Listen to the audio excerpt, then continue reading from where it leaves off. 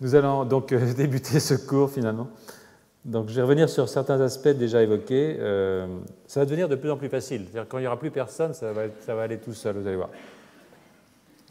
À travers la question du rôle régulateur des ARN non codants, NCRNA, dans la réparation de l'ADN. Donc, je vais insister beaucoup plus sur la réparation, ce qu'on appelle le non-homologous adjoining, c'est-à-dire le raboutage des brins, parce que la longévité cérébrale, c'est évidemment d'abord les cellules postmitotiques, mais de temps en temps, je me laisserai aller un petit peu vers la recombinaison homologue quand même. Il y a quand même les cellules souches neurales qui font appel à la recombinaison homologue quand elles ont des cassures. Donc la diapositive que vous avez là, elle a juste pour but de vous remettre un petit peu en mémoire. Ça finira par rentrer. Hein. Même moi, j'ai fini par... ça finit par rentrer. Donc les deux voies de réparation que vous connaissez bien maintenant. Donc la voie de recombination par non-homologous adjoining, dans ce que j'appelle le raboutage, où vous avez une cassure double brin, et puis vous avez les complexes Q110, Q80 qui viennent aux deux extrémités, les DNA, les protéines kinases DNA dépendantes que vous voyez ici, 53 BP1, et puis finalement Artemis qui permettent de dégager des petits bouts qui se recouvrent, et ensuite évidemment les DNA polymérases et les ligases. Donc ça c'est la première voie. La deuxième voie, c'est la voie par recombinaison homologue, où vous avez d'autres enzymes qui sont évidemment convoquées, mais où la chose la plus importante, c'est de comprendre que vous avez ce brin qui va aller chercher dans les chromatides sœurs, au moment de la division cellulaire, une séquence à copier, ce qui fait que tout se passe bien, c'est-à-dire qu'on a une véritable réparation fidèle. Ici, la réparation est la plupart du temps infidèle. Donc ça, c'est juste un petit rappel. Je ne vais pas m'étendre trop, bien qu'un petit peu quand même, sur les ARN non codants, parce qu'on en a souvent parlé au cours des années précédentes. Hein. Enfin, pour les nouveaux venus, pour ceux qui auraient oublié, ça peut arriver, je vais rappeler que les domaines régulateurs, ceux qui ne codent pas pour des protéines dans le génome, comptent pour environ 98% de ce génome. Donc, essentiellement, le génome, ce ne sont pas des morceaux d'ADN qui codent pour l'ARN, qui codent pour des protéines, mais essentiellement des morceaux d'ADN qui codent pour de l'ARN, qui est de l'ARN qu'on dit non codant, parce qu'il n'est jamais traduit en protéines. Mais il est néanmoins extrêmement important, parce que c'est de l'ARN qui est de l'ARN régulateur, et qui régule l'expression des autres gènes. Il régule d'ailleurs à différents niveaux, comme vous allez le voir. Donc ces ARN non codants, qui sont les produits de ces régions régulatrices, sont transcrits évidemment à partir de l'ADN, comme tout ARN, ne codent pas pour des protéines, et désobéissent donc au schéma classique et très simplificateur, et même voire dogmatique, de la séquence temporelle et unidirectionnelle ADN d'un ARN d'une protéine. Hein. Je vous rappelle qu'on peut aussi passer de l'ARN à l'ADN par des enzymes qu'on appelle des reverse transcriptases, et je vous ai parlé de certaines reverse transcriptases à propos des transposons, et je parlerai aussi de reverse transcriptases plus tard à propos des télomères, des télomérases. Les télomères, c'est des bouts de l'ADN qui se raccourcissent à chaque division, et qui doivent donc à chaque division être rallongés. Ils sont rallongés parce qu'il y a une enzyme qu'on appelle la télomérase qui copie un morceau d'ARN en ADN et donc qui rallonge le bout. Donc, sinon, de toute façon, à chaque division cellulaire, on perd un petit peu de son ADN. Et au bout d'un certain temps, on active les réponses de type cassure d'ADN ou DNA damage, et les cellules entrent en sénescence et meurent. C'est-à-dire qu'une cellule, normalement, ne peut pas se diviser plus d'un certain nombre de fois. Pas plus d'une vingtaine de fois, une trentaine de fois. Donc, ce qui pose un problème, vous allez voir, on en parlera, je pense, le 4 novembre. Ouais, je crois le 4 novembre, c'est ça. Donc, ces ARN non codants ont de nombreuses fonctions biologiques de régulation de l'expression génétique, et ces fonctions s'exercent à différents niveaux. Au niveau de la transcription, donc ADN dans ARN. Au niveau de l'épissage, un même transcrit peut donner plusieurs types d'ARN, c'est-à-dire le transcrit primaire à partir de l'ADN peut donner plusieurs ARN suite à des épissages différentiels. Et puis, au niveau du transport des ARN, C'est-à-dire que la traduction des ARN en protéines peut se faire localement après transport de l'ARN. Donc ces petits ARN non codants peuvent aider au transport des ARN messagers. Par exemple, les ARN messagers mitochondriaux, c'est-à-dire périmitochondriaux, c'est-à-dire qui sont d'origine nucléaire, mais qui permettent de traduire des protéines qui sont des protéines de la mitochondrie, sont autour de la mitochondrie. Il y en a aussi dans les synapses, dont la régulation dont la traduction est régulée localement dans la synapse. Et ça, les petits ARN, vous allez voir, jouent un rôle à la fois dans le transport, mais ils jouent aussi un rôle dans la régulation de la traduction, aussi dans la régulation de la stabilité de ces ARN messagers qui sont à distance du noyau. Donc ces fonctions régulatrices peuvent être, ou ne pas être d'ailleurs, associées à des mécanismes de régulation de la stabilité des génomes eux-mêmes. Ce qui nous importe cette année, c'est plutôt la stabilité des génomes, comme dans le cas des ARN-Pi, les pRNA, qui répriment la transcription des rétrotransposons. Je n'y reviens pas pour l'instant, puisque là encore, on en a beaucoup parlé l'année dernière et même l'année d'avant, et que je vais y revenir dans ce même cours aujourd'hui, un petit peu plus tard.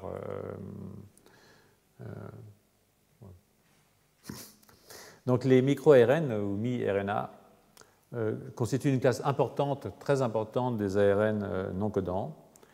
Il s'agit de régulateurs post-transcriptionnels, donc après la transcription, et on pense aujourd'hui que plus de 60% des ARN messagers sont des cibles de ces micro-RNA, lesquels régulent leur stabilité, en fait leur dégradation, et leur traduction en protéines, le plus souvent en s'associant aux extrémités 3' terminales des ARN messagers. Donc vous voyez ici, par exemple, ici vous avez un ARN messager, ça c'est la séquence codante, ça va donner la protéine. En partie 5' terminale de cette séquence codante, il y a une séquence non codante qu'on appelle 5' UTR, 5' untranslated region, donc qui est non codante, et vous avez une région 3' terminale qui est 3' untranslated region, qui est ici, avec son poly-A au bout. Et comme vous pouvez le voir ici, j'y reviendrai plus tard, mais ici c'est un ARN, un micro-ARN, qui s'hybride avec la partie 3' terminale. Et cette hybridation, si elle est parfaite, va entraîner une dégradation du messager, c'est-à-dire que vous allez perdre votre messager. Et si elle est imparfaite, il y a des petits mismatchs, c'est-à-dire qu'il peut y avoir sur 22 nucléotides, en fait, d'appariement, un ou deux nucléotides qui ne sont pas appariés, il n'y a pas de base correspondante. À ce moment-là, ce que ça fait, c'est que ça empêche, ça dissocie les ribosomes sur la partie codante, ou ça empêche le complexe d'initiation de la traduction de se former au niveau du 7-méthyle-G en 5' UTR. Donc ce sont des petits ARN qui sont là et qui viennent donc réguler. Là, ce que vous avez, c'est AGO, ça veut dire argonaute. Ces petits ARN double brin, qui sont donc des micro-ARN, ne se promènent pas tout seuls, ils se promènent avec des molécules de la famille argonaute, de Argos, ça va de soi. Donc voilà. Donc je vous dis, l'association parfaite favorise la dégradation et l'association imparfaite favorise plutôt la régulation de la traduction, mais ne touche pas à la stabilité du message. Là, le message reste intact. Voilà.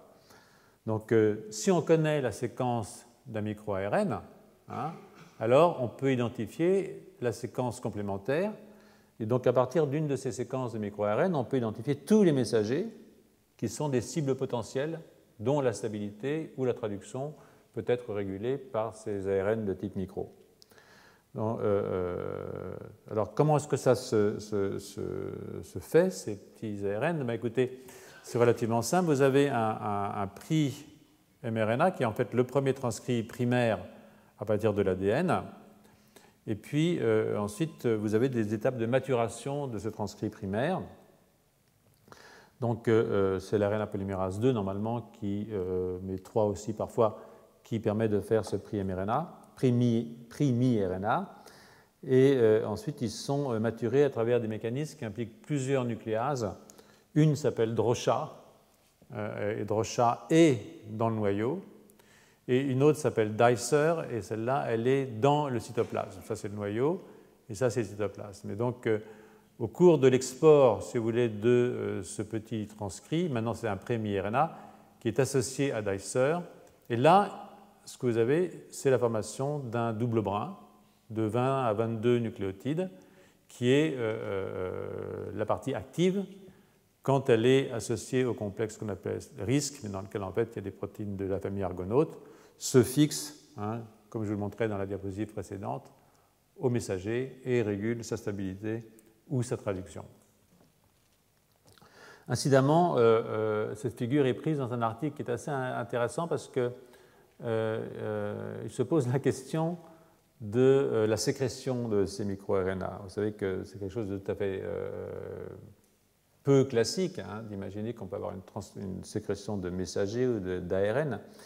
Mais en fait, l'idée de ces deux auteurs, c'est que les microRNA peuvent passer d'une cellule à l'autre, et passant d'une cellule à l'autre, peuvent réguler en façon qu'on dit non cellulaire autonome, aller réguler la traduction, pour faire vite, la traduction, mais d'autres choses aussi, mais enfin la traduction en tout cas, dans des cellules qui ne sont pas les cellules où ils sont synthétisés. Ça, c'est intéressant parce que si cette hypothèse est vérifiée, et personnellement je pense qu'elle le sera, on peut penser qu'une régulation de la longévité pourrait faire intervenir un mécanisme qui dépasse le cadre du seul groupe de cellules où cette régulation est initialement activée, c'est-à-dire une sorte de vieillissement communicatif ou de résistance au vieillissement communicatif, pour être plus positif, tout aussi bien, d'accord ? Donc ce microRNA est alors incorporé dans le complexe RISC, hein, dont je parle ici, et qui comprend les protéines argonautes et catalyse l'interaction entre le microRNA et ses messagers cibles. Donc pour en revenir à cette histoire de sécrétion possible, même probable, hein, en tout cas de mon point de vue, les auteurs proposent deux mécanismes, enfin plusieurs mécanismes en fait. Là on a plusieurs mécanismes, et je vais juste m'intéresser à deux de ces mécanismes. Il y en a un qui est particulièrement intéressant, qui est en fait une sécrétion atypique d'un complexe protéine microRNA, là, c'est-à-dire que les protéines argonautes seraient sécrétées avec le microRNA. Donc, si c'est vrai, ça veut dire qu'éventuellement d'autres protéines pourraient se promener dans le milieu extracellulaire avec des microRN, peut-être même d'autres classes d'ARN. Et donc, c'est très original, mais ce n'est pas véritablement démontré, même si je pense que c'est une hypothèse tout ce qu'il y a de plus probable. L'autre possibilité, c'est celle de ce qu'on appelle les exosomes. Et donc, les exosomes, c'est une voie de sécrétion qui est très intéressante.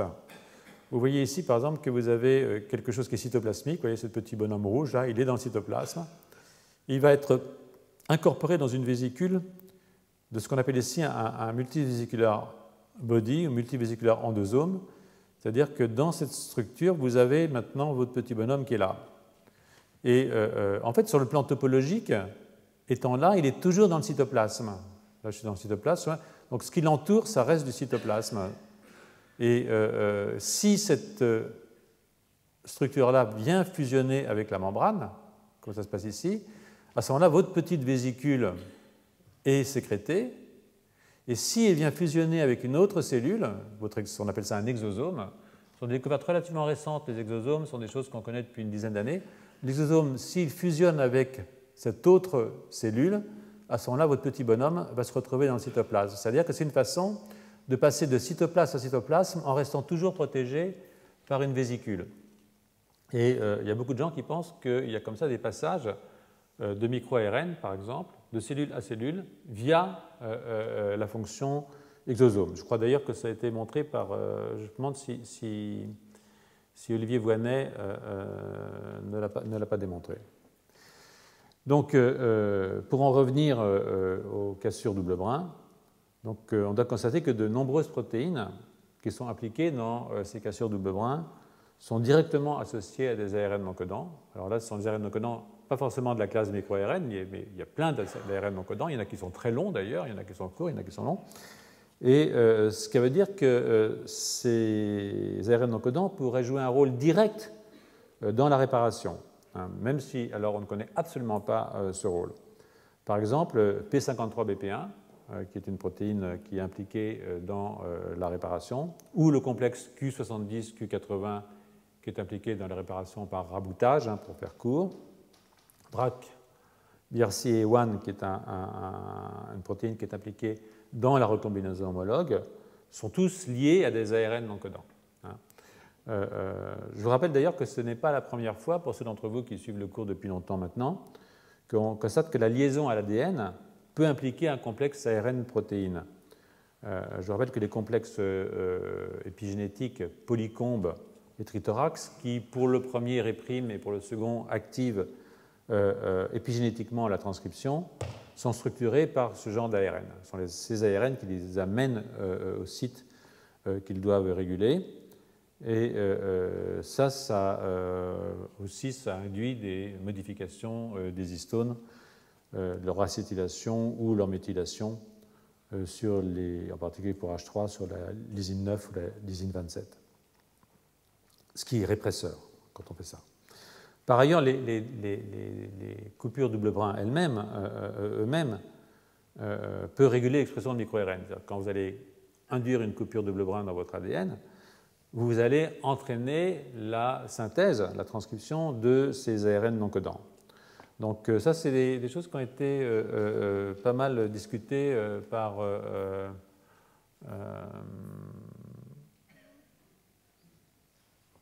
oui, bon, je ne sais pas pourquoi je dis ça, mais c'est pas grave. Bon, c'est sous la forme d'un article d'opinion alors je vous donnerai les références, par un type qui s'appelle Chaudhary et collègues. C'est une revue dans Nature Review Molecular Cell Biology de 2013. Et puis, il y a des compléments d'information dans d'autres revues. Les références, vous les trouverez toujours dans les diapositives que je vous donne. Donc, normalement, ça devrait venir. Voilà, lui, c'est effectivement cette revue-là est particulièrement intéressante de ce point de vue. Donc, ce que je voulais vous montrer, c'est ça, oui. Donc, ces cassures double brin peuvent induire l'expression de micro-ARN. Et là, ce que vous voyez dans ce contexte, donc, il est démontré que les lésions induisent l'expression des micro-ARN, qui est donc une sous-classe des ARN non codants, car il y a plusieurs types d'ARN non codants qui peuvent être induits par les cassures double brin.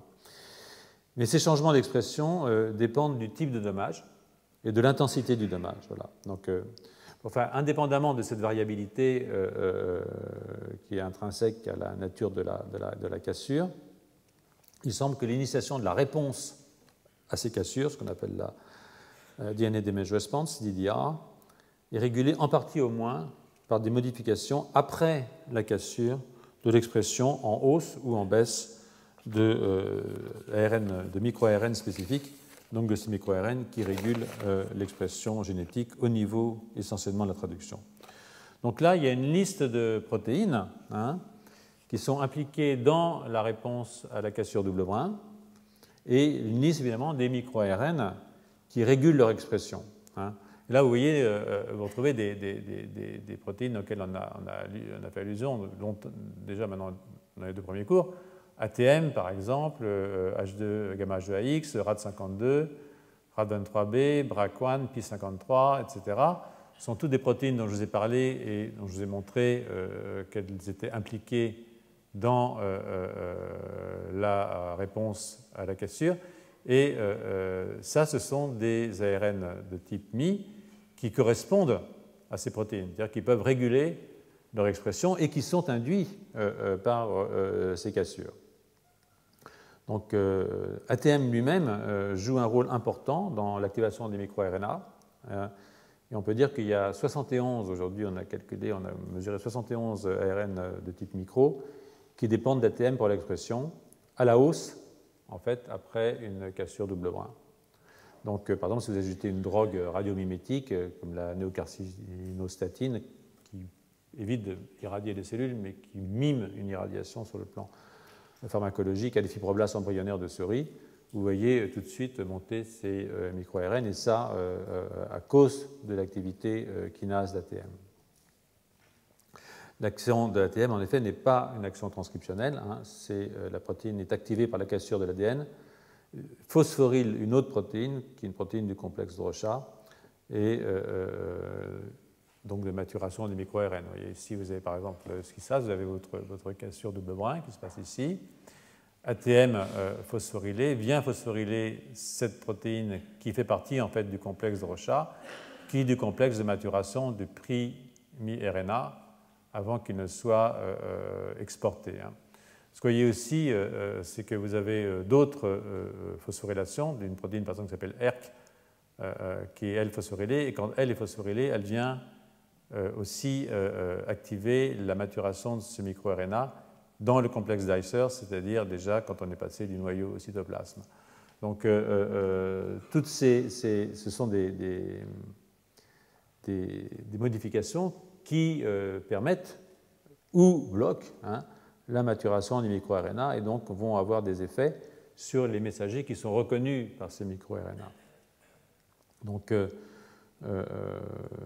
c'est compliqué comme mode de régulation, mais c'est vraiment important parce que ça a un sens physiologique si les mi-RNA eux-mêmes régulent l'expression de protéines qui sont impliquées dans la réparation de l'ADN. Donc ça, vous pouvez le voir en retour.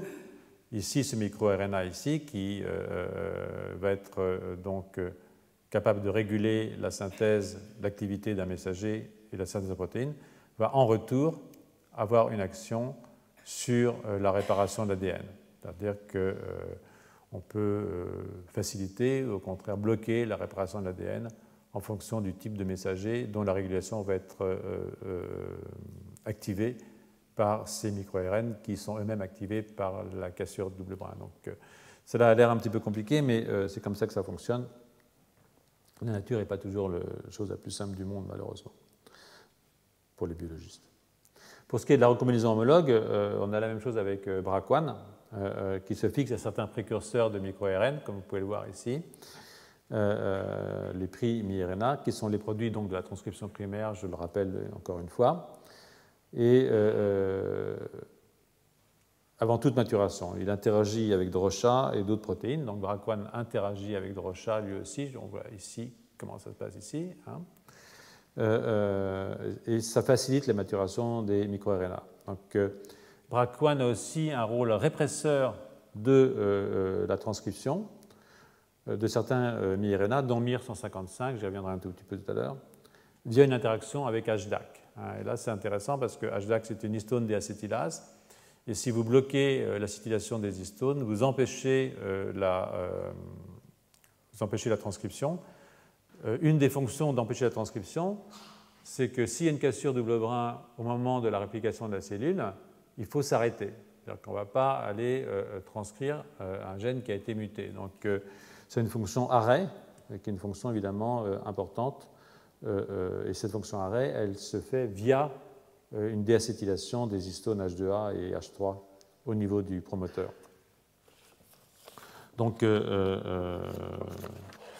à l'inverse, on peut avoir une activation de la transcription induite par la cassure double brin via l'activation d'un autre type qui s'appelle NF-κB, mais je ne vais pas rentrer dans ce détail-là.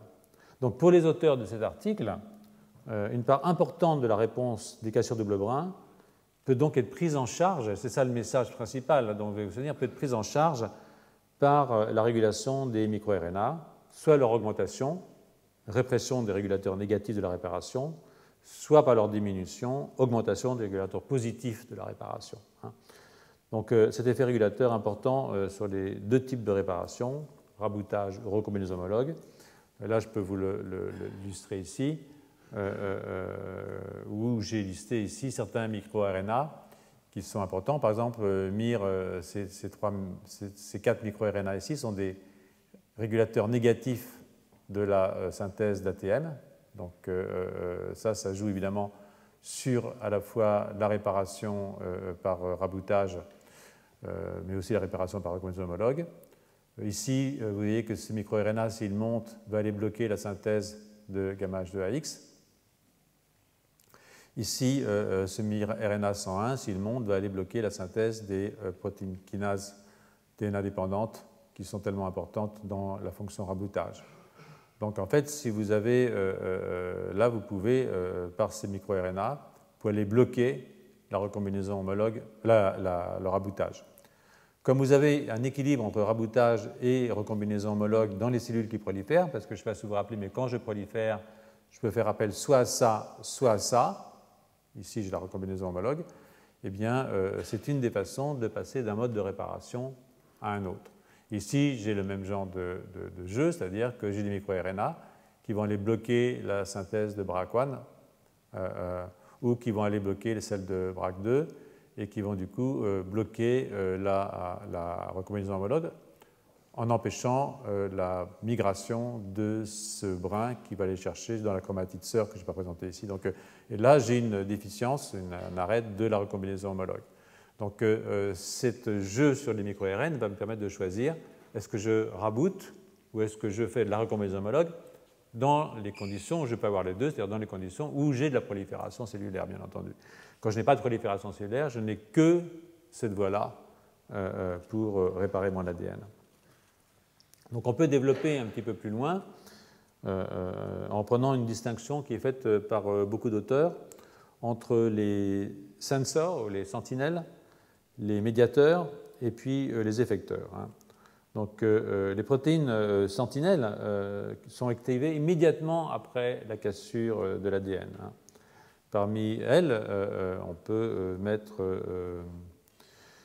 les complexes MRN, c'est toujours, maintenant, vous êtes un petit peu familier avec tout ça. Donc ça, ce sont des complexes qu'on peut dire sentinelles. MRN, c'est un complexe qui fait de 3 protéines, MRE11, RAD50 et NBS1. Et puis dans les sentinelles, vous avez aussi ces protéines Q70, Q80 qui, elles, sont impliquées dans le raboutage. Et aussi 53BP1 qui est aussi, on peut la mettre dans la classe des sentinelles. C'est-à-dire que ce sont des protéines qui indiquent qu'il y a eu une cassure, mais pas des protéines qui sont impliquées dans la réparation de la cassure. Donc les messagers qui codent pour les sensors ont des parties non codantes 3' terminales extrêmement longues. C'est-à-dire que toutes ces protéines sensors ont des parties 3' terminales très très longues. Par exemple, incroyable, vous avez 1100 bases par exemple pour Q80, vous avez 2246 bases pour NBS5, une des sous-unités de MRN, ce qui laisse énormément de place pour de la régulation par appariement de micro-ARN dans les parties 3' terminales. Vous avez un micro-ARN, c'est 20 nucléotides, donc vous avez des trucs de 2000 nucléotides. Vous avez une place folle pour vous amuser à faire de la régulation fine de la traduction ou de la stabilité de votre messager. Donc ça, je vous le rappelle ici, c'est comme ça que ça se passe. Vous vous mettez sur le 3' terminal et vous allez réguler la synthèse. Donc ces protéines sensors sont très fortement régulées à ce niveau-là. Donc ces considérations un petit peu générales, je vous demande de leur porter attention parce que ça veut dire qu'il y a des effets dose, des modifications mesurées d'une protéine, ici d'un sensor ou d'un médiateur, qui peut être régulé par ces micro-ARN, repose sur l'intervention, peut avoir des effets importants, donc ces effets dose, sur la réponse à la cassure double brin. Ce sont des régulations, cette régulation peut avoir des effets contradictoires, elle peut être bénéfique, elle peut être aussi maléfique selon les systèmes, parce qu'évidemment, une tumeur, par exemple, vous avez intérêt à ce que la réparation ne se fasse pas, ou qu'elle se fasse mal, parce que la cellule tumorale, vous avez envie qu'elle meure. Donc, vous faites une cassure double brin dans une cellule tumorale, vous n'avez pas forcément envie qu'elle continue à se proliférer. Donc, l'idéal, c'est que l'activité mortifère soit efficace. Si vous avez un neurone, vous ne voulez pas. Le neurone, lui, il est là, il est seul, il est là pour toujours ou presque, donc vous voulez le garder. Donc vous voulez au contraire avoir un effet de réparation sans entraîner une mort de la cellule, sauf si la cellule abîmée est plus toxique que de ne pas avoir de cellule du tout. Des fois, il faut mieux ne pas en avoir qu'en avoir une qui ne marche pas. Donc, je parle de neurones. Donc ces régulations fines, post-transcriptionnelles, excusez-moi, sont évidemment assez importantes. Donc les médiateurs, après les sentinelles, ont une autre fonction très importante, en particulier des régulations de type post-traductionnel, des phosphorylations, très certainement, par exemple pour ATM, ou pour les DNA protéines kinases, qui, elles, sont des kinases. Ce sont ce qu'on appelle des médiateurs, et évidemment, elles sont fortement régulées par les microRNA. Je vous en ai parlé sur la diapositive précédente déjà, avec, je ne sais pas si vous vous rappelez, que ATM, par exemple, ou DNA PKC sont très très fortement régulés par les microARN. Braquan aussi, puisque je l'ai montré, et vous ne voyez pas, vous n'avez pas vu sur cette diapositive que gamma H2AX, qui est là, est fortement régulé par d'autres micro-ARN. Si, je l'ai vu, j'ai mis là, MIR24 et MIR238 régulent l'expression de gamma H2AX. Donc, je vais continuer sur ce thème des ARN non codants en faisant l'impasse sur un grand nombre d'entre eux et en me concentrant pour un instant sur les ARN de la famille PyRNase, dont nous savons depuis 2 ans maintenant qu'ils régulent l'expression des rétrotransposons et peuvent donc de ce fait réguler la formation des cassures double brin. Donc un bref rappel du cours de 2011 va vous mettre en mémoire ce que sont les éléments transposables. D'abord, je vous rappelle que les éléments transposables constituent de l'ordre de 45% du génome humain. C'est énorme. Alors ces séquences sont distribuées en sous-types distincts que je ne vais pas tous énumérer ici, ils sont là, vous les voyez.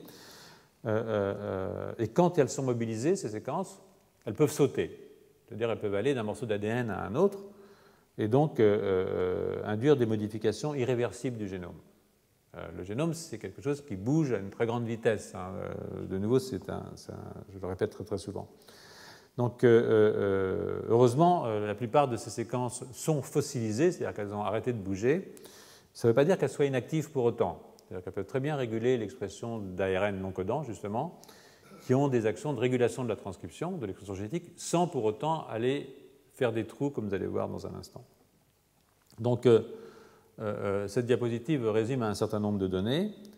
D'abord, en fait, en haut à gauche, le fait que cette mobilisation de la transcription des éléments non codants, transposables, ici les lines, est liée à l'environnement. C'est-à-dire qu'un stress fait sur une cellule, en particulier un stress oxydatif sur une cellule, va entraîner la transcription d'un élément transposable. Donc ça, c'est important. Ces éléments transposables, d'ailleurs, je vous le rappelle là-haut, là, ont été découverts par Barbara McClintock, qui s'intéressait à la variégation des pigments dans les grains de l'épi de maïs. Donc ces transpositions qui se produisent sous l'effet de variations de l'environnement conduisent à des modifications irréversibles de la structure de la chromatine quand il y a effectivement rétrotransposition, c'est-à-dire que l'ARN est transcrit en ADN, reverse transcriptase, et s'insère dans le génome par un mécanisme que je vais vous illustrer. Donc en bas à gauche, vous avez ce qui se passe avec les lines, qui sont une classe d'éléments transposables, qui correspondent quand même à 17% de notre génome. Ce n'est pas du tout de la blague. Alors, chez Sapiens, il n'y a plus beaucoup de transposons qui sautent. Il y a une centaine de transposons qui sautent. Chez la souris, il y en a quand même 3000, donc on saute moins que la souris, ou un autre transposon en tout cas. Donc, les lines sont transcrits sous la forme de ce qu'on appelle un ARN polycistronique, c'est-à-dire c'est un ARN d'un bloc, mais qui code pour 2 protéines qu'on appelle Open Reading Frame 1 et 2. Donc ça code pour une protéine de packaging, c'est-à-dire ces petits trucs jaunes ici qui entourent l'ARN et qui vont le protéger contre la dégradation et permettre son retour dans le noyau, qui vont l'emmener dans le noyau. Et puis vous avez ORF2 qui a 2 activités. ORF2 a 2 activités, une activité reverse transcriptase. Avec cet ARN, il va faire de l'ADN. Et puis une activité endonucléase, et c'est là que ça se corse, parce que grâce, vous allez voir, avec l'activité endonucléase, il va faire un trou dans l'ADN et intégrer le morceau de DNA qui a été fait par l'ARN dans le noyau, dans le génome. Donc vous allez donc faire un saut, c'est pour ça qu'on dit que ça saute. Par exemple, ça saute de la région bleue, qui reste codante, et vous introduisez un nouveau retransposon dans la région rouge, par exemple. Donc ça, évidemment, c'est dangereux, bien entendu. C'est dangereux parce que ça introduit des mutations. Et puis ça fait des cassures et ça introduit des mutations. Donc, pourquoi est-ce que ça existe si c'est dangereux, vous me direz? Parce qu'en fait, ce n'est pas uniquement dangereux. Je ne sais pas si vous vous rappelez ça l'année dernière, je vous ai montré les expériences de Susan Lindquist, donc je ne les ai pas ressorties là, mais si vous mettez un stress très très fort à un animal, parce que normalement les rétrotransposons, c'est essentiellement dans les cellules germinales, dans les gamètes. Et donc au moment de la formation des gamètes, des cellules germinales, si vous faites un stress très fort, disons que vous faites vivre une mouche dans un environnement qui est quasiment pas possible, à ce moment-là, vous allez avoir une grande activité, vous allez induire la rétrotransposition dans les cellules germinales. Et donc, vous allez avoir une masse de spermatozoïdes, par exemple, ou d'ovules qui vont être mutés. Et avec un peu de chance, il y en a un qui va avoir la mutation qui permet de survivre dans ces conditions épouvantables. Et donc, c'est la dernière ligne de défense de l'espèce, c'est que si ce spermatozoïde muté rencontre un ovule sympathique, ils peuvent faire un petit qui va être capable de répondre à ces nouvelles conditions de vie. Donc, c'est une façon, si vous voulez, darwinienne, en fait, hein, parce que la sélection se fait au niveau des cellules germinales, sur la base d'une diversité qui est créée par une induction de la rétrotransposition. Ça va être une façon pour l'espèce de générer un mutant qui va être capable de survivre dans les conditions qui sont les conditions toutes nouvelles. Et ça a été fait avec la mouche en mettant un truc qu'on s'appelle, qui est un inhibiteur des protéines de Hitchcock. Et c'est là que ces mouches horribles, avec des poils dans les yeux, enfin des trucs un peu dégoûtants, quoi. Bon. Mais ce n'est pas parce qu'elle a des poils dans les yeux qu'elle survit. Le poil dans les yeux, c'est un effet secondaire du fait qu'elle était capable de survivre dans des conditions de développement qui manquent de robustesse puisqu'on a bloqué HSP90, qu'on a inactivé HSP90. Bon, je passe là-dessus, donc je dis que je vous le dirai en 4 pas, mais je le raconte quand même. Donc vous êtes inséré ici au niveau de votre site de coupure. Donc en haut à droite, ce que j'ai montré, c'est de nouveau la même chose, ORF1, ORF2. Ce que je montre aussi, c'est que vous avez d'autres séquences, les signs, qu'on appelle les small nuclear elements. Et donc ça, ils sont comme les lines, ils sont capables d'être transcrits, mais ils sont tout nus. C'est-à-dire qu'ils ne font pas de protéines qui permettent de les packager ou de les rétrotransposer et les insérer. Donc en fait, ce sont des parasites des lines. Donc, chaque fois que vous faites des lines et que vous avez ORF1 et ORF2 qui sont exprimés, vous êtes capable aussi de faire sauter les signs. Hein, et les signs, il y en a aussi un paquet, comme vous pouvez voir ici, c'est ce qu'on appelle ici les séquences ALU, c'est 10% du génome. Donc, ce qui veut dire que vous avez un système qui est extraordinairement plastique, hein, et mobile. Est-ce que je vais à l'envers? Oui. Je me disais bien que j'allais à l'envers. Voilà. Donc, mais je vais oublier les signs, on va juste parler des lines aujourd'hui. Hein, on ne va pas s'embêter avec ça. Donc, comme je le disais, les lines sont pour la plupart fossilisées, ce qui veut dire que des mutations les empêchent de sauter, mais leur transcription sans réinsertion est possible. Et leur transcription sans réinsertion, c'est-à-dire que vous avez des ARN qui sont faits, mais ils ne sont pas transformés en ADN, ils ne sont pas réinsérés dans le génome. Donc, ces transcrits, lines, sont capables de réguler l'expression génétique. Ils agissent comme de longs ARN non codants, dont on connaît la fonction régulatrice de la transcription, sur laquelle je ne reviens pas. Donc, je vous l'ai dit, 100 lines sauteurs chez Sapiens, et peut-être un beaucoup plus grand nombre de lines qui ne sont pas sauteurs du tout, mais qui sont régulateurs de l'expression génétique. Alors, je vous rappelle que la transcription des lines est sous le contrôle de répresseurs. On n'a pas envie que ces choses-là soient transcrites, en fait. Hein. Il faut vraiment un stress, normalement, pour que ce soit transcrit, y compris un stress oxydatif. Donc, les stress que les neurones subissent quand il y a un fort métabolisme neuronal, ce qui est pratiquement le cas dans pratiquement tous les neurones dès qu'ils sont un tout petit peu nerveux. Le neurone a pour fonction, comme vous le savez, d'être un petit peu nerveux. Donc, pour empêcher la transcription des lines, il y a des systèmes répresseurs. Et le système répresseur classique, c'est Pee-wee piRNAs. Donc, en fait, ces petits trucs qu'on appelle les piRNAs sont liés à des Pee-wee qui sont en fait des molécules de la famille argonaute, hein, comme tout à l'heure avec les microRNA. Et donc, ce sont des petits gars qui régulent la traduction, hein, aussi exactement comme le ferait un argonaute avec un miRNA. Mais Pee-wee est phosphorylé par HSP90, en fait, que vous voyez ici. Donc, si vous faites un choc, votre HSP90, elle va être occupée à faire autre chose. Vous faites un choc thermique, par exemple, elle va être occupée à aller refolder, remettre des protéines dans le bon sens. Et ce petit Pee-wee-là, il ne va plus être phosphorylé, et du coup, il va devenir actif, c'est-à-dire que normalement, inactif. Normalement, il est actif, et normalement, il bloque, si vous voulez, la transcription des lines. Mais s'il est inactivé, à ce moment-là, vous avez une possible transcription des lines, parce que le pRNA, qui normalement doit bloquer la transcription des lines, et ne fait plus son boulot, quoi. Il n'est plus lié à Piwi, il ne fait plus son boulot. Donc, Piwi, c'est une protéine donc, qui se fixe à cet ARN double brin non codant, qui est piRNA, qui est un peu plus grand qu'un microRNA, c'est de l'ordre de 27 à 28 nucléotides, et qui réprime la transcription des lines. Alors, il réprime en se fixant à plusieurs protéines, dont une qui s'appelle HP1, et vous verrez plus tard que c'est une protéine de l'hétérochromatine, qui est une région normalement peu active de la chromatine, sur laquelle je reviendrai la semaine prochaine. Parce qu'en fait, il se trouve que les lines sont essentiellement dans l'hétérochromatine et donc normalement ne sont pas transcrits parce qu'ils sont dans une région silencieuse. Mais si vous dérégulez votre hétérochromatine, ce qui fait partie du vieillissement, c'est pour ça que j'y viens doucement vous demander où est le vieillissement. Soyez patient, le vieillissement viendra. Mais il va venir avec une relaxation de l'hétérochromatine et je pense que la réactivation des transposons au cours du vieillissement fait partie des mécanismes importants de cassure et de non-réparation auxquels nous sommes tous soumis quand on était jeunes trop longtemps.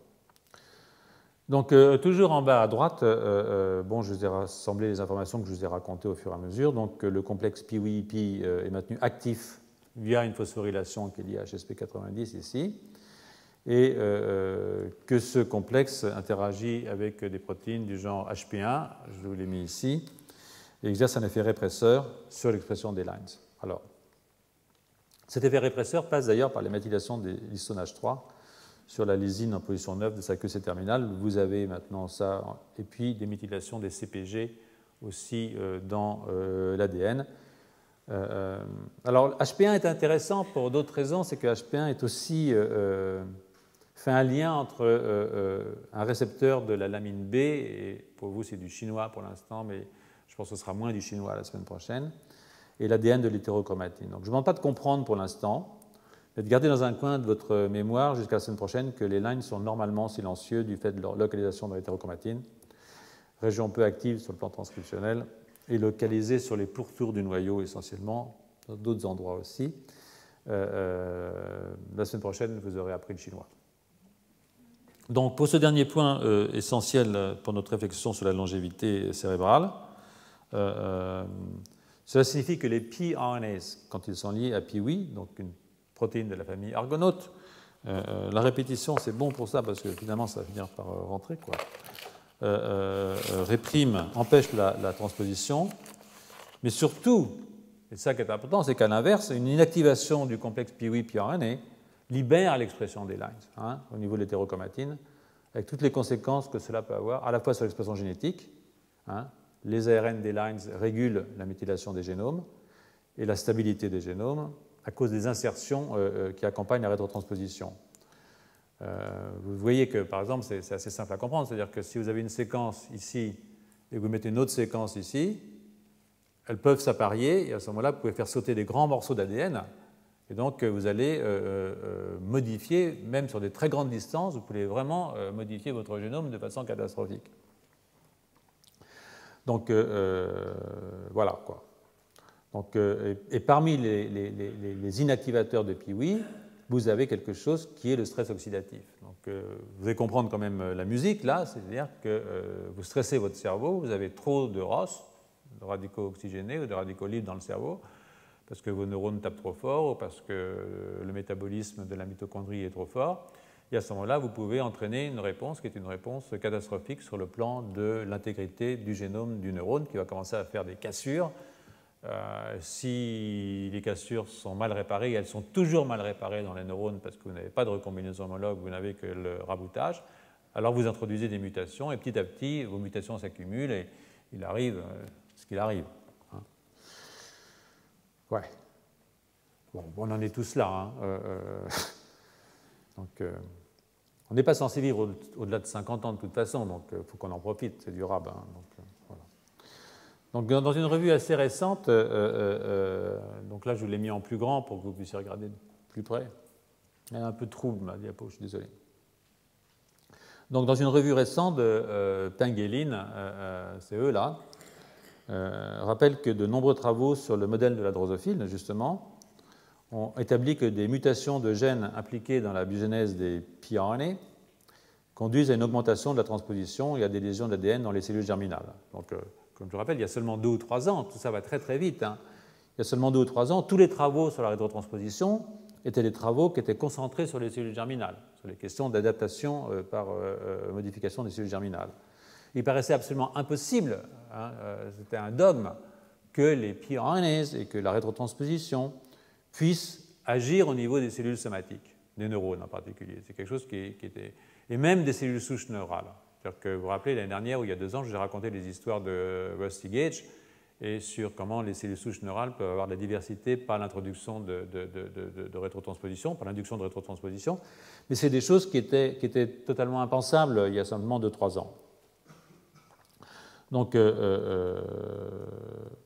c'est même, il est assez bien démontré aussi que maintenant, Peewee et son homologue aubergine, chez la drosophile, ont un rôle important dans la régulation épigénétique et que les complexes Peewee-pRNA jouent un rôle dans le silencing transcriptionnel et sont requis dans la formation d'hétérochromatine. Donc, par une interaction évidemment avec HP1, je vous en ai parlé, mais aussi avec Polycombe, qui est un répresseur général chromatinien. Ça, je pense qu'on en a parlé plusieurs fois, mais je ne vais pas insister.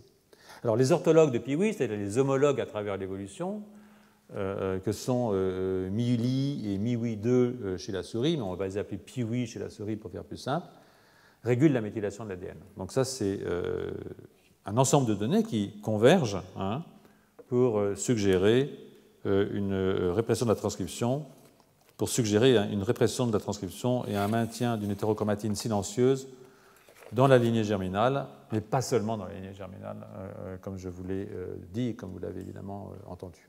Alors, comme nous sommes des neurobiologistes, enfin moi surtout, et quelques personnes dans la salle, et qu'on s'interroge sur la longévité cérébrale, on est beaucoup plus intéressé ici par cette régulation somatique récemment découverte que par ce qui se passe dans les cellules germinales, encore qu'on ne peut pas s'en désintéresser complètement. Mais bon. Et des données récentes suggèrent que les pRNAs régulent l'expression d'une protéine qu'on appelle CREB2 dans les neurones d'aplésie, avec un effet sur la mémoire à long terme. C'est une découverte du groupe d'Eric Kandel que je vais détailler dans un instant. Donc, ces données sont à mettre en regard de la très forte concentration du système nerveux. Par exemple, on a 75 000 séquences de piRNA dans l'hippocampe. Donc ça, ce n'est pas de la blague, ce n'est pas rien. Et les structures de piRNA, on les reconnaît assez bien. Elles ont en général une uridine en 5', elles ont une adénine 10 nucléotides plus loin, et elles ont un 3'-O-méthyl, un 2'-O-méthyl en extrémité 3'. Donc, et quand on regarde ça, on se rend compte qu'il y a énormément de piRNA dans le système nerveux adulte, dans l'hippocampe. Il y en a, je vous dis, de l'ordre de 75 000. Alors, c'est un nombre qui est inférieur à ce qu'on trouve dans les gonades. Hein. Dans les gonades, il y en a 10 à 100 fois plus. Mais c'est évidemment pas par hasard qu'on a tous ces petits ARN régulateurs dans l'hippocampe. Donc, on doit s'intéresser, nous nous intéressons au lien entre lines, cassure de l'ADN et vieillissement dans le système nerveux. Donc, je ne vais pas me lancer là pour l'instant, en tout cas dans une description trop détaillée des articles qui sont parus sur ce thème. Au cours des dernières années, il y en a quand même pas mal. Hein. Là, vous avez un échantillon de quelques articles qui sont intéressants. Il y a 3 couleurs. Hein. Vous voyez, il y a 3 couleurs. Il y a du rouge, il y a du vert, il y a du bleu. Donc le rouge, ça indique que les éléments transposables ne sont pas exprimés seulement dans les lignées germinales, mais aussi dans la lignée somatique, et qu'ils y jouent un rôle physiologique. En vert, ce que j'ai indiqué, c'est les aspects délétères, c'est-à-dire que, de l'expression incontrôlée de ces éléments. Hein. Tout particulièrement l'induction de cassure double brin. Hein. Vous voyez par exemple que quand vous activez ce rétrotransposon ici, vous créez des cassures double brin. C'est un article assez ancien, hein. Probablement un des premiers articles sur ces questions. Et enfin, en bleu, nous avons 3 articles qui indiquent que des agents délétères, dont les superoxydes, induisent les rétrotranspositions. Donc là, ça vous donne un peu une figure de tout ce qui peut se passer avec ces éléments qui sont évidemment toxiques pour le système nerveux, mais qui ne sont pas uniquement toxiques. Ils ont aussi une action physiologique. Et c'est ce que je vais vous montrer. Donc, je vais vous montrer deux trucs. Un article, tout à l'heure, un article dans lequel vous allez voir une action physiologique. Un article donc qui est pris du groupe de Eric Kandel.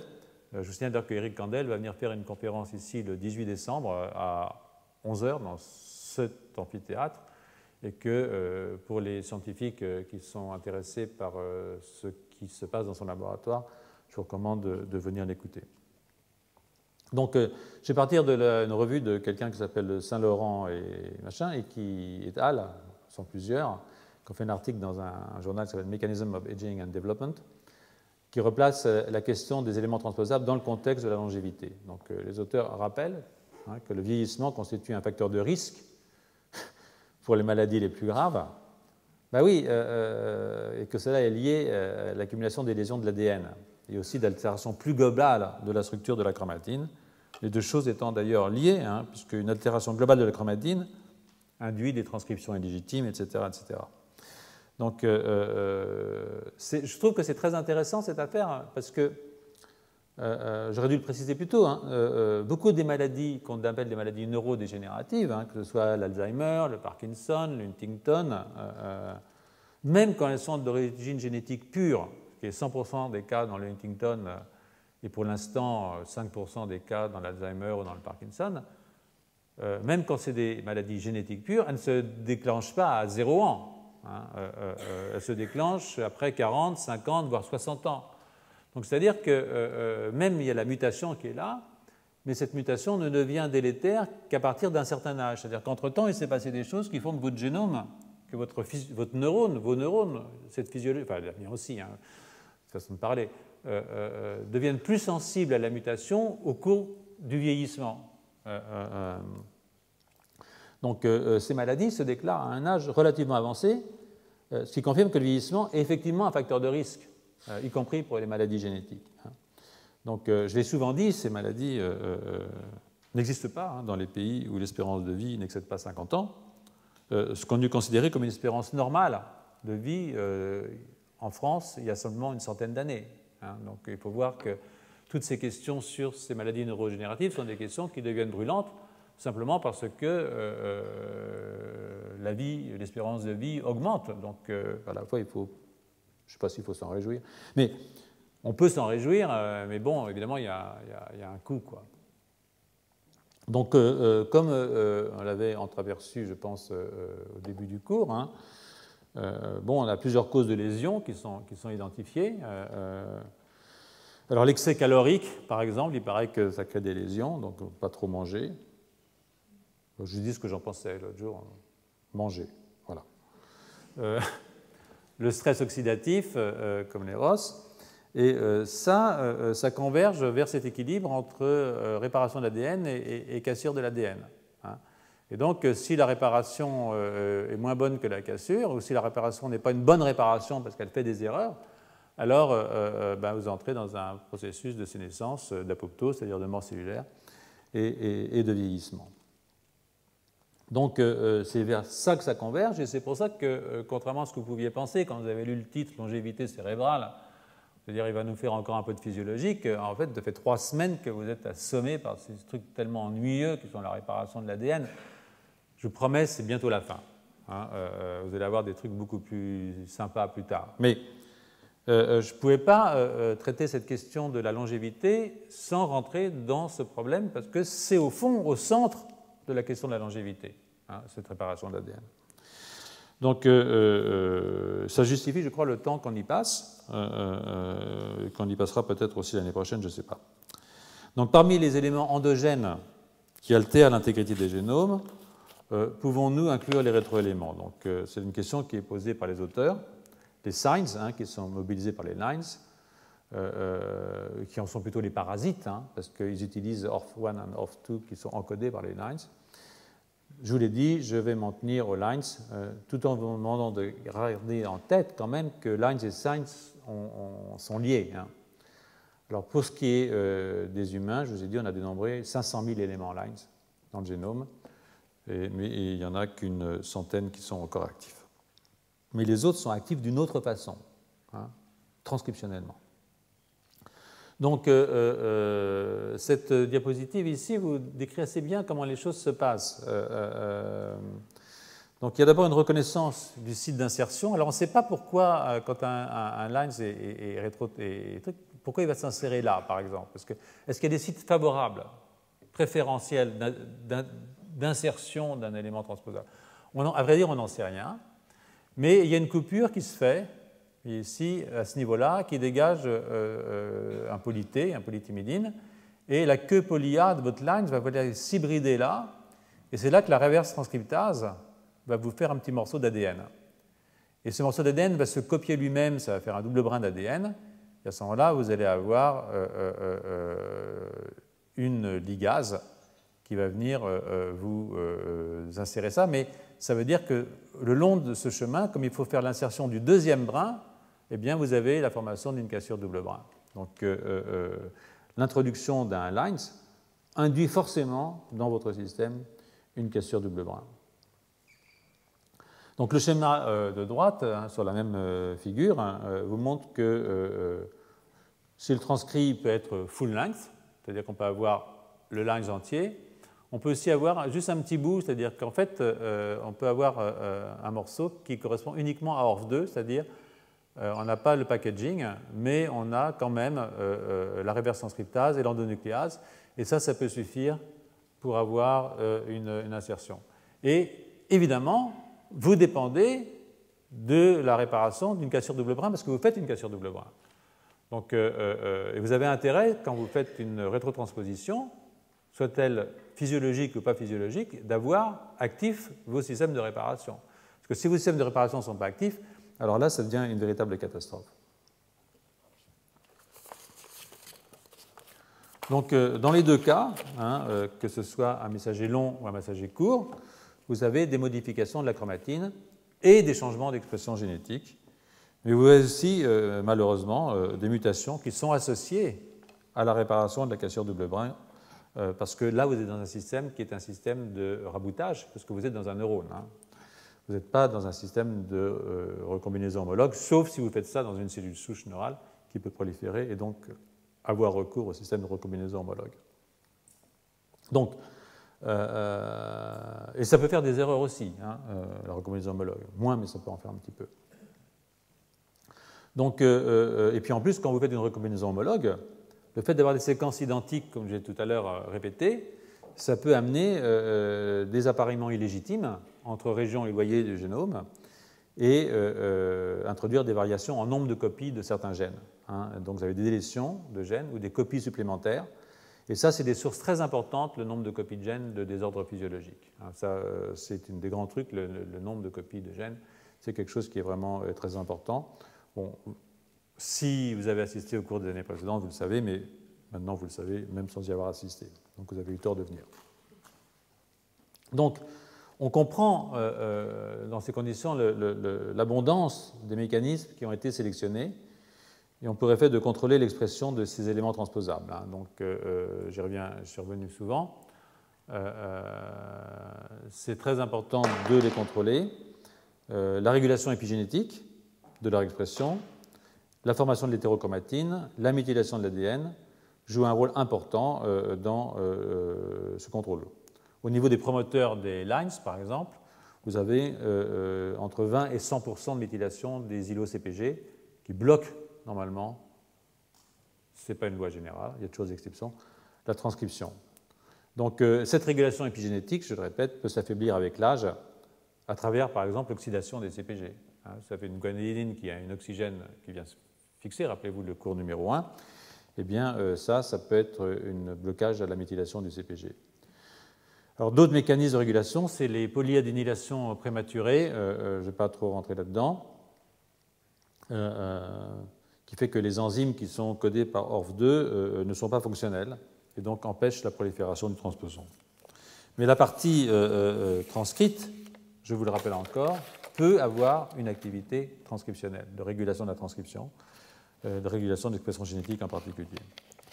Donc, il y a une chose aussi, c'est les antisens endogènes. C'est-à-dire que vous n'avez pas que des messagers qui sont synthétisés dans les cellules, vous avez aussi des anti-messagers qui sont synthétisés dans les cellules. Et donc, un antisens endogène peut hybrider avec, ici vous avez un line, vous avez un anti-line, ils peuvent s'hybrider. Et ça peut entraîner la formation de microRNA ou de pRNAs qui sont maturés ensuite par les systèmes dont je vous ai parlé tout à l'heure, Dicer ou de Rorschach.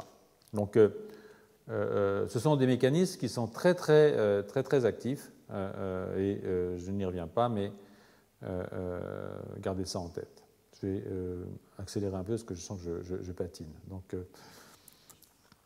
Donc il existe d'une certaine façon une contradiction, je dirais, apparente entre l'adaptabilité que permettent les éléments transposables pour l'espèce. Je racontais l'histoire de la mouche qu'on met dans de la gédalamycine et qui tout d'un coup a des poils dans les yeux, mais bon, quand même, ça lui permet de survivre, pas les poils dans les yeux, mais les mutations qui sont révélées par ça. Et donc, si vous faites un stress, alors vous allez activer vos éléments transposables, et puis vous allez créer des variations génétiques dans la lignée germinale, et ça peut vous permettre une adaptation, mais en même temps, vous allez provoquer des accidents dans l'ADN, et vous allez entraîner la mort et le vieillissement des porteurs. Donc, ce même stress, évidemment, peut avoir deux actions différentes.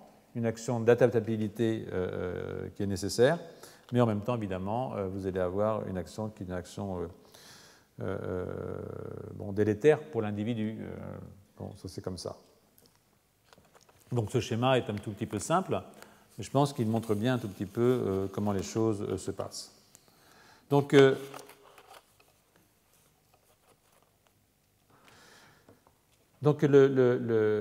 vais, avant de clore, là, on a une petite demi-heure, je ne sais pas si je pourrais tout terminer, mais avant de clore, je voudrais quand même vous raconter deux histoires. Une première histoire, en tout cas, celle-là, j'aurai le temps de la raconter, c'est celle du groupe de Candel, justement, dont je vous ai parlé tout à l'heure, qui est un article qui est paru dans Cell en 2012 et qui démontre une activité physiologique de la transposition. Donc ça, c'est vraiment intéressant, et en particulier de Line 1.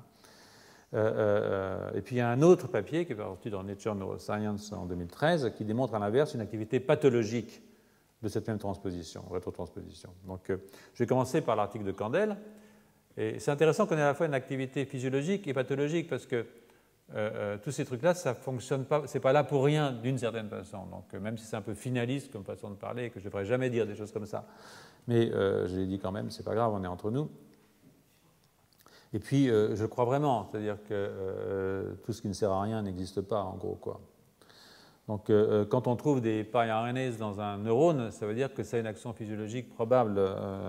Et vous allez voir, cet article de Candel, qui, je vous rappelle, vient ici le 18 décembre 2013, part d'une question qui est la question qu'on n'arrête pas de se poser depuis quasiment 7 ans, depuis que je vous fais cours, et qui est celle de la contradiction, qui est forcément une contradiction apparente, même si elle n'est pas résolue, entre le turnover rapide des structures biologiques, les cellules, l'ADN, tout ça, donc ça tourne très rapidement. Je vous dis souvent, vous perdez chaque année 80 kg de cellules. Vous reconstruisez 80 kg de cellules. Vous refaites votre intestin grêle tous les 5 jours. Donc, s'imaginez que ce système est stable. Mais en même temps, ce qui est intéressant malgré tout, c'est qu'il y a une certaine stabilité, c'est-à-dire que vous savez qui vous êtes. Donc, c'est une contradiction apparente. Turnover rapide des structures biologiques, mais aussi des messagers, des ARN, des protéines, des cellules. Et puis, cette stabilité au niveau de la mémoire. En particulier, chez tous les organismes, il y a une certaine stabilité de la mémoire. Donc il y a plusieurs hypothèses pour essayer d'expliquer ça. Il y en a une première, c'est celle des prions, où une certaine de mémorisation est induite par une modification de conformation d'une protéine, et cette modification, elle est contagieuse, c'est-à-dire qu'elle va se transmettre aux autres protéines. Donc même si on fait de nouvelles protéines, les nouvelles protéines seront elles-mêmes changées de forme, et donc une forme changée de forme, une forme, c'est une mémoire. Forme et mémoire, c'est pratiquement la même chose. Vous avez aussi des boucles enzymatiques, c'est-à-dire vous allez faire une phosphorylation, et vous allez phosphoryler toutes les nouvelles protéines qui sont faites, donc elles auront cette mémoire que la première était phosphorylée en réponse à un apprentissage, par exemple. Donc ça, c'est un autre mécanisme. Mais l'autre mécanisme, c'est une modification épigénétique au niveau du noyau. C'est-à-dire que ce qui va se passer à la synapse va être transcrit, aller jusqu'au noyau, et même si votre synapse a un turnover au niveau de nouvelles protéines, nouveaux messagers, nouvelles membranes, tout ce que vous voulez, si votre noyau a été modifié épigénétiquement, lui, il va garder la mémoire de ce qui s'est passé au niveau de la synapse. Et donc, ça va être une stabilisation de ce que vous avez appris, de ce que la cellule a appris, de ce que le réseau de neurones a appris, et ce que finalement nous avons appris nous aussi, ou ce que la plésie a appris, comme vous allez le voir. Donc, cet article du groupe de Candel est particulièrement amusant de ce point de vue, et je vais vous parler surtout de ce dernier mécanisme, donc, qui est du passage dans le noyau d'une mémoire de quelque chose qui a été appris au niveau de la synapse. Donc, et ça, c'est quelque chose qui nous intéresse évidemment. Donc, ce truc, c'est sur un animal qui est vraiment dégoûtant, qu'on appelle la plésie, qui est une sorte de mollusque marin. Mais ça a beau être dégoûtant, c'est un truc intéressant parce que c'est ce qui a valu le prix Nobel à Eric Kandel quand même. Donc, il a essayé de nous expliquer que ce qui est vrai pour la plésie est vrai pour nous. Et on a eu du mal à le croire, mais il y a du vrai. Ah oui, biologie rend modeste finalement. Mais l'histoire sur laquelle je voudrais attirer votre attention, c'est cette histoire du réflexe de rétraction de la branchie. Hein. Si vous chatouillez une aplésie au niveau du siphon, elle va très vite faire bouger sa branchie. Et ça, c'est lié ici à un motoneurone et puis à ce neurone sensoriel. Mais à ce niveau-là, vous avez une facilitation de l'activation du neurone sensoriel qui est liée à la libération d'un neuromédiateur qu'on appelle la sérotonine. Hein. Que nous, on a tous de la sérotonine, hein, mais même les aplésies ont de la sérotonine. Et donc, cette libération de sérotonine, c'est une forme d'apprentissage parce que si vous libérez de la sérotonine, la deuxième fois, ça va aller beaucoup plus vite pour retirer le siphon, pour rétracter la branchie. Donc, vous allez voir un tout petit peu comment. Je vais vous raconter ça dans le détail dans un instant. Donc, ici, la sérotonine qui est libérée là. Ici, l'interneurone qui est celui-là. Ici, le motoneurone qui est là, qui va aller déclencher le réflexe de rétraction de la branchie. Donc, c'est le modèle essentiel sur lequel a travaillé Candel et son laboratoire.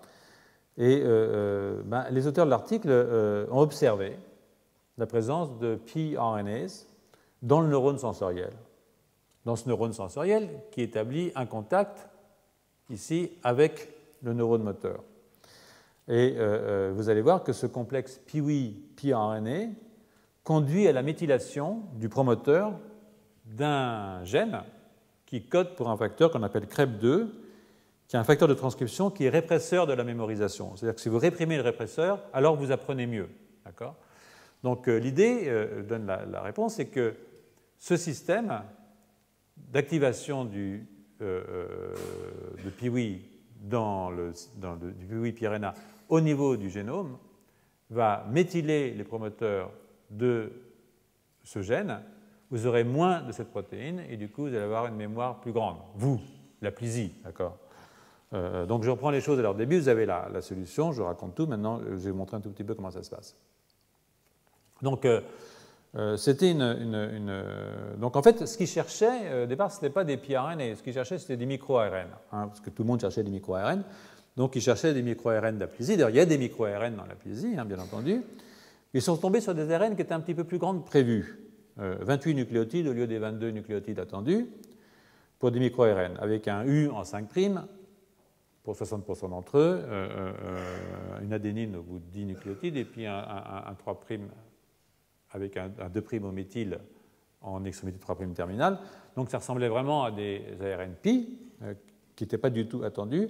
Ils ont vérifié tout ça, et voilà, donc s'il faut une immunoprécipitation avec Argonaute qui descend les micro-ARN, vous voyez ici que vous avez les micro-ARN qui sont descendus par Argonaute, mais si vous faites une immunoprécipitation avec PIWI, ce que vous descendez, c'est ces petits gars-là qui ont 8 nucléotides de plus et qui ne sont pas des micro-ARN, qui sont des pRNAs.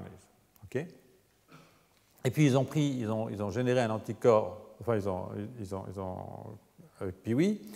Puis vous voyez ici que vous avez PIWI dans le noyau. Voilà. On voit ici qu'on peut descendre PIWI dans le noyau. Il y en a très peu dans le cytoplasme. Ça, c'est une histone, ça montre qu'on est vraiment dans le noyau. Et puis, ils ont cloné, séquencé, tout ce que vous voulez. On voit bien qu'ils ont ici un Piwi qui appartient à la famille Piwi. Voilà. Et ça, c'est la famille des micro-RN. Donc, ils sont vraiment très différents. Donc, il y a dans ces neurones post-mitotiques adultes des pari-RNAs et il y a des protéines Piwi, ce qui évidemment était quelque chose de tout à fait étonnant. Donc, vous voyez que Piwi était fortement exprimé dans le noyau. Alors, évidemment, la question suivante, c'est est-ce que les pRNAs ont un rôle régulateur de la mémoire synaptique? Parce que c'est la seule chose qui intéresse Candel, c'est la mémoire synaptique. Donc ce qu'ils ont fait, c'est qu'ils ont criblé les pRNAs dont la concentration est modifiée en présence de sérotonine. Parce qu'on sait que la sérotonine, ça c'est un truc très classique du laboratoire d'Eric, c'est que la sérotonine est un facilitateur de l'apprentissage du réflexe de rétraction de la branchie.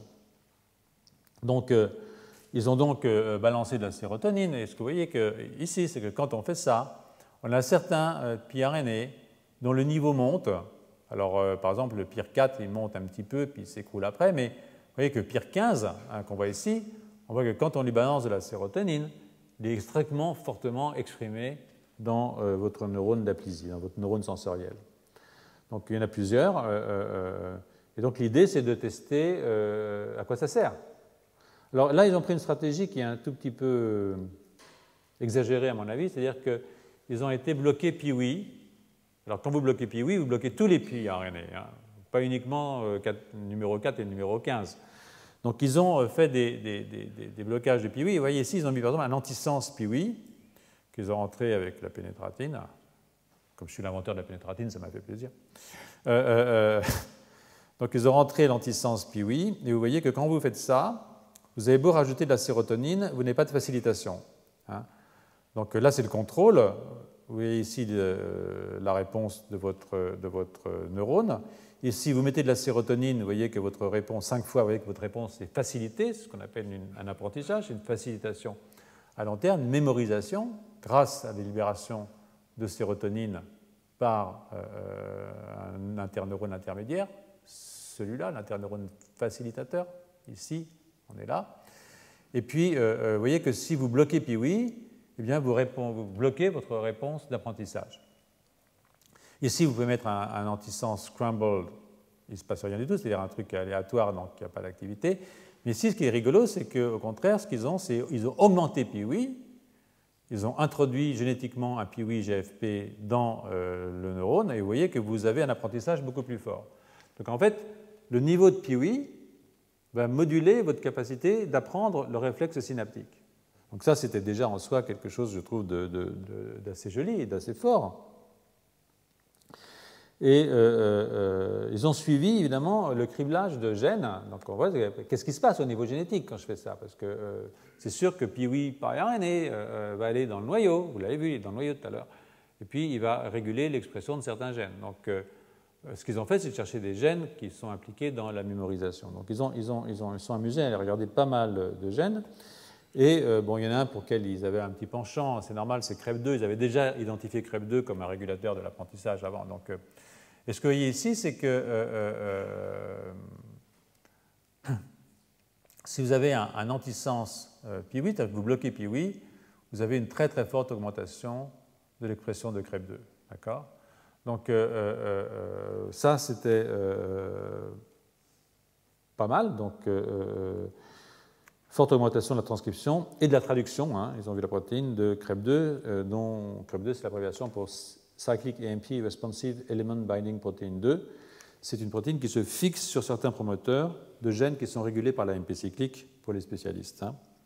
Et donc on connaît, hein, du fait de travaux antérieurs du groupe d'Eric Kandel, l'importance sur la mise en place de la LTP dans LTP, c'est la potentiation à long terme, l'apprentissage dans ce modèle.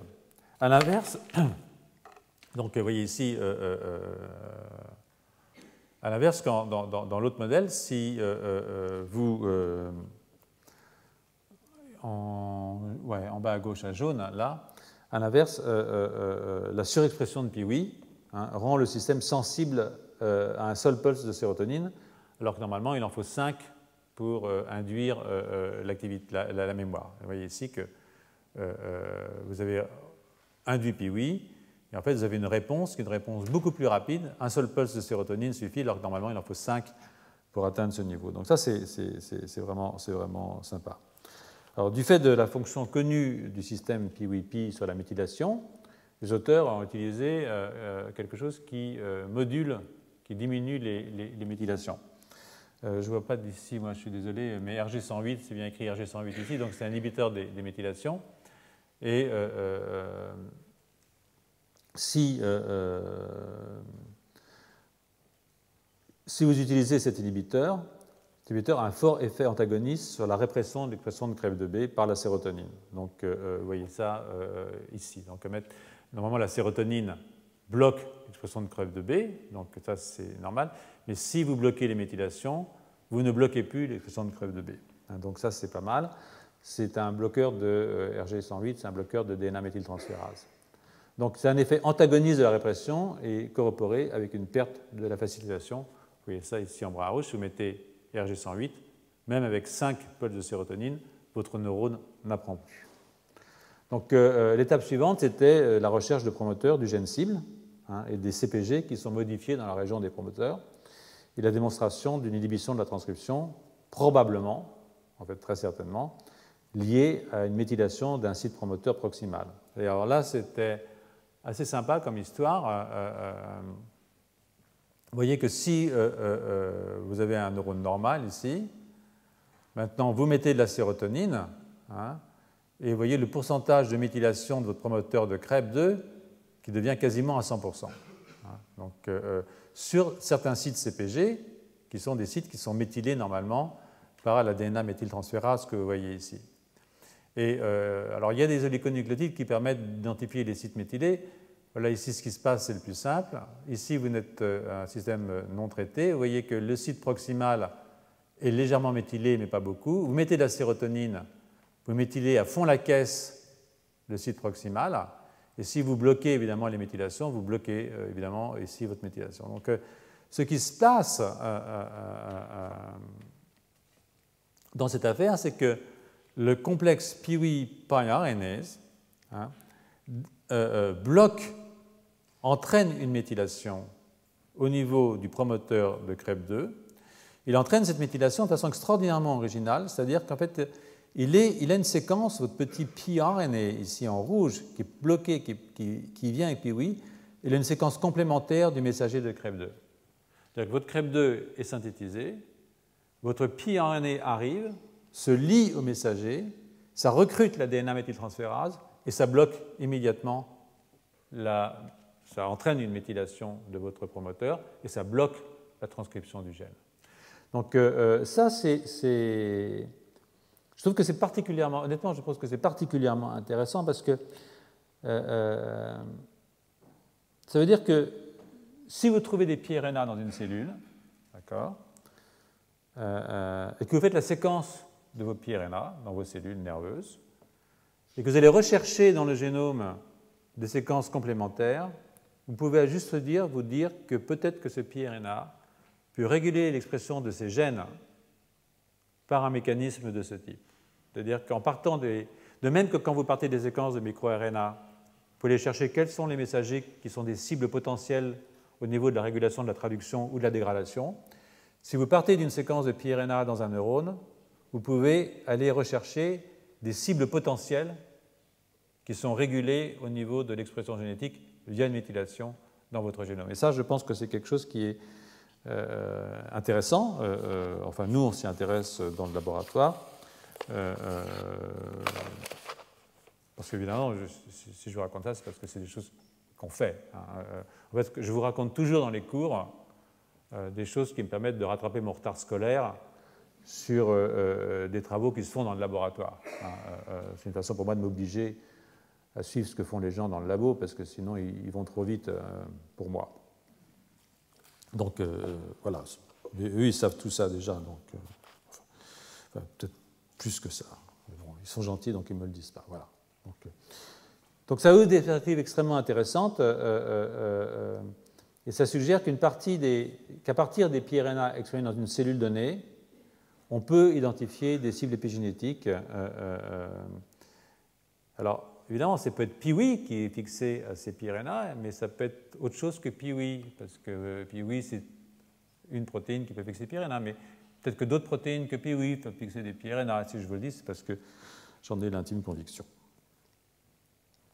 Donc, on ne s'est pas égaré, hein, contrairement à ce que vous pouvez penser, parce qu'après tout, il s'agit ici de mémoire épigénétique, hein, et de la façon dont une expérience, ici le gratouillis du siphon et la rétraction donc de la branchie, laisse une trace dans le neurone. Hein. Donc, de la façon dont cette trace s'efface ou se perd, ce qui peut être bon ou mauvais, hein, c'est selon. Mais pour revenir plus précisément sur le désastre, auquel nous pensons tous, je vais maintenant me concentrer peut-être sur un autre article. Je ne suis pas sûr que j'aurai le temps d'aller jusqu'au bout, mais c'est un article qui est intéressant aussi. C'est un article qui est l'article de Lee et al. Dans Nature Neuroscience, avec un titre qui est très évocateur. L'activation des éléments transposables pendant le vieillissement et le déclin neuronal chez la drosophile. Bon, c'est des mouches. Mais... Donc, ces auteurs ont examiné l'expression des transposons chez la drosophile par des techniques qu'on appelle du RT-PCR, mais ce n'est pas important. Et au lieu de le faire uniquement dans les gonades comme d'habitude, ils l'ont fait dans le cerveau. Donc, ce que vous voyez ici, c'est un cerveau de mouche. Ça, c'est la tête, c'est les yeux. Ça, c'est le cerveau de la mouche. Et là, en rouge comme ça, ce que vous voyez, c'est ce qu'on appelle les mushroom bodies. Ce sont des corps pédonculés dans le cerveau de la mouche qui sont, d'une certaine façon, le vrai cerveau de la mouche. C'est très important pour l'intelligence des mouches. Hein. Et donc, c'est pas con une mouche, hein, pas complètement. Je veux dire, en tout cas, ça peut nous apprendre beaucoup de choses. Elles l'ont prouvé. Même le maïs, c'est pas si bête que ça. Hein. Vous avez vu Barbara McClintock. Des trucs qui ont été trouvés par Barbara McClintock et les gens qui travaillent sur les pétunias et tout ça, ça nous permet de comprendre des choses très importantes. Comme j'ai dit à certains d'entre vous l'autre jour, ça n'aurait pas été financé par un plan sur Alzheimer ou le cancer, mais ça nous a appris peut-être plus de choses que des projets financés sur des plans Alzheimer ou cancer. Des choses qui sont intéressantes justement pour ces pathologies. Donc, il ne faut pas mépriser trop les mouches malgré tout, même si on n'est pas des mouches. Donc, je reviens sur mon histoire. Donc, ils ont examiné l'expression de transposons chez la drosophile, et ce qu'ils ont vu, ils ont regardé au cours du vieillissement normal. Alors, ça va très vite le vieillissement chez la mouche. Ils ont regardé chez des adultes de 2 à 4 jours et chez des adultes de 14, 21 et 28 jours. À 28 jours, une mouche est fatiguée. Hein. Donc, ça, c'est les mushroom bodies. Hein. Et puis, ils ont choisi plusieurs éléments transposables, en particulier des éléments transposables de la famille des lines, et puis des éléments transposables de la famille Gypsy. Donc, ce sont des transposons à LTR, c'est un tout petit peu différent. C'est comme des rétrovirus qui auraient été domestiqués. Alors, je ne vais pas revenir sur mon diapo précédente, vous avez vu qu'il y avait un truc qui s'appelle rétrosposons LTR. Les rétrotransposons n'ont pas de LTR, ce sont des séquences long terminal repeats, mais je ne vais pas revenir. Il y en a 8% dans le génome de Sapiens, quand même, des transposons LTR, hein, au cas où vous voudriez vous déprimer complètement. Donc, il y en a 8% chez nous, contre 17% de lines, et ça, c'est ce qu'il y avait dans la diapositive il y a un certain temps. Donc, je ne m'étends pas sur cette distinction entre Gypsy et lines. Dans les deux cas, il s'agit de rétrotransposition, il s'agit d'éléments mobiles. Et le résultat de cette étude est qu'on observe une augmentation notable de ces transcrits au cours du vieillissement. Donc vous voyez ici, par exemple, si vous regardez le transposon R2 et le transposon Gypsy, vous voyez que chez une mouche de 2 à 3 jours, et là une mouche de 26 jours, de 28 jours. Là une mouche de 2 à 4 jours, ici une mouche de 28 jours pour un Gypsy. Et là, c'est les protéines d'enveloppe, c'est-à-dire ce qui est une protéine qui est codée par le génome de Gypsy ici. Et vous voyez qu'à 13 jours, 2-4 jours, on ne voit pas grand-chose. À 13 jours, on voit un petit peu plus, même si la lumière ne permet pas vraiment de le voir. Vous voyez ici qu'à 34 jours, très vieille mouche, hein, vous avez plein de protéines d'enveloppe de votre pseudovirus, en fait, qui est Gypsy. Donc ça, et là, ce que vous pouvez voir, c'est que on peut mettre un GFP sous le contrôle en fait, de Gypsy, et vous voyez que dans vos mushroom bodies, hein, et là vous êtes à 2-4 jours, tout va bien, à 28 jours, vous êtes très très fortement exprimé. Ça, c'est un Gypsy muté où il ne se passe rien parce qu'il est muté. Donc vous avez, au cours du vieillissement, effectivement, une augmentation de l'expression de ces transposants. Alors, le problème, c'est que ça va aussi avec une modification du comportement et avec la mort de votre bestiole. Alors là, la bonne nouvelle, vous voyez, hein, c'est qu'entre le jeune et le vieux, sur le plan de la performance, qui sont des épreuves de mémoire spatiale, il n'y a pas de grosse différence. Mais si vous mutez à Go, l'argonaute, hein, c'est-à-dire que si vous n'empêchez pas l'expression de vos rétrotransposons, eh bien, qu'est-ce qui se passe? C'est qu'effectivement, à ce moment-là, chez le vieux, on a une catastrophe, quoi. Il est capable de se retrouver, de savoir où la mouche, je ne sais plus où elle a laissé ses clés la veille, ou un truc comme ça. Donc là, l'activation de l'élément transposable pendant le vieillissement, on veut dire que ça accompagne chez la mouche un déclin de mémoire à long terme. Et il y a assez peu de chances qu'il n'en soit pas ainsi chez des animaux plus proches de nous. D'ailleurs, ça a été démontré, le même groupe a travaillé sur les humains et sur les souris. C'est un travail qui a été publié en 2012. Je n'ai pas le temps de vous le présenter là, mais je vais vous donner juste la conséquence, c'est-à-dire qu'ils ont vérifié qu'il y avait des éléments transposables dans plusieurs désordres de type neurodégénératif. Je vous raconterai ça un petit peu la semaine prochaine. Ils ont démontré que le nombre de transcrits d'éléments transposables, que le nombre de ces transcrits sont liés à une protéine qui se lie à l'ARN, qu'on appelle une TAR DNA Binding Protein 43P, qui joue un rôle dans la sclérose latérale amyotrophique et les dégénérescences frontotemporales. Donc, d'où les expériences et l'hypothèse qui suivent et qui suivront la semaine prochaine sur le rôle des éléments transposables et de leur répression dans la régulation de la neurodégénérescence et du vieillissement chez les mammifères.